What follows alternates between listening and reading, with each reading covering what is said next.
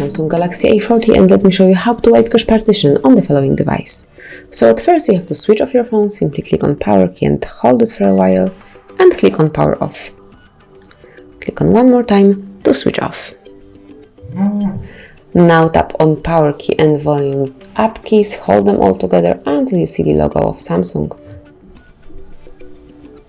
Within a short while you will be in hidden mode and secret one. And that's it. Now we are in Android recovery mode, where you can navigate by using volume up and volume down keys, and you can select each option by tapping on power key.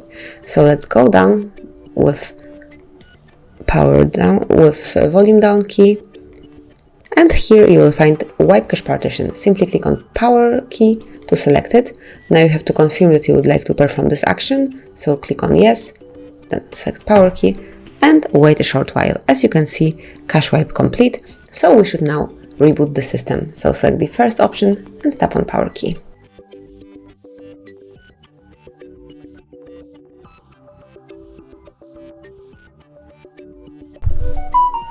And that's it. You've just wiped cache partition. Thank you for watching. Please subscribe our channel and leave the thumbs up.